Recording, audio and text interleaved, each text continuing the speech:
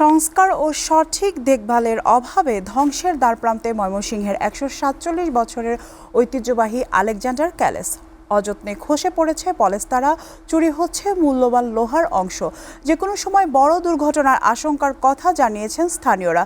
তবে প্রত্নতত্ত্ব অধিদপ্তর জানিয়েছে প্রকল্প পাশ হলে শুরু হবে সংস্কার কাজ। ময়মনসিংহ থেকে আওলাদ রুবেলের প্রতিবেদন।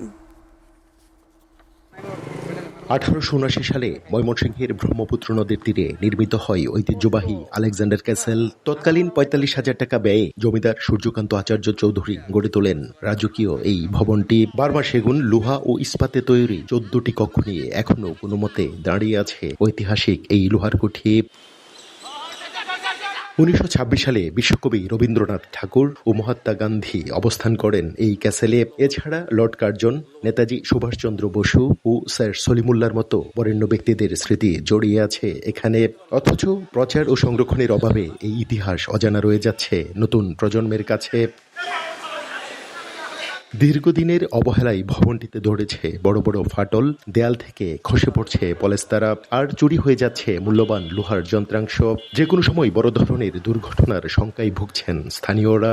শত শত বছরের ঐতিহ্যের ধারক বাহক বিশ্বকবি রবি ঠাকুরের স্মৃতি বিজড়িত এই আলেকজান্ডার ক্যাসেলটি আমাদের চোখের সামনে ধ্বংস হয়ে যাচ্ছে একমাত্র রক্ষণাবেক্ষণের অভাবে। অনেক ঐতিহ্যবাহী নিদর্শন আছে, তার মধ্যে হইল আলেকজান্ডার ক্যাসেল একটা।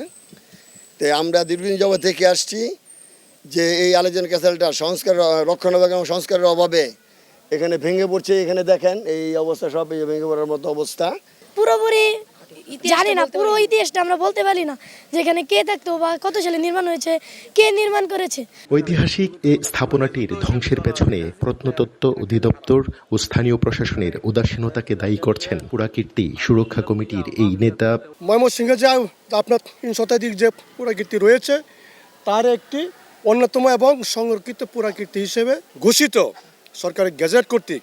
তাহলে এই যে একটি মূল্যবান প্রত্নতত্ত্ব স্থাপনা, এটার এমন বেহাল দশা কেন?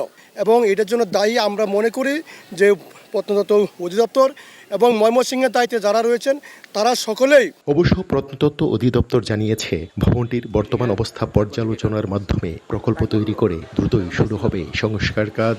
এটা আসলে আমাদের এখন একটা ময়মনসিংহ অঞ্চলের সংস্কার প্রত্নস্থল সময় সংস্কার সংরক্ষণ শীর্ষক একটা প্রকল্পে আছে। প্রকল্পের আন্ডারে আমরা এটা সংস্কার সংরক্ষণ, আর সংস্কার করা তো আর কি খুব ধীরে ধীরে করতে হয়। যেমন একটা প্রি ডকুমেন্টেশন লাগে, ইট কাঠগুলা কেমন অবস্থায় আছে, ওইটা স্থাপত্যিক নকশা করে তারপরে এটা সংস্কার করতে হবে, তারপর এটা আবার এক্সিবিশন করতে হবে। তো ওই কাজগুলাই চলমান আছে আর কি। ঐতিহাসিক স্থানটিকে দ্রুত সংস্কার করে একটি আকর্ষণীয় পর্যটন কেন্দ্র হিসেবে গড়ে তোলা হবে, এমনটাই প্রত্যাশা ময়মনসিংহবাসীর। আওলাদ রুবেল, এসএটিভি, ময়মনসিংহ।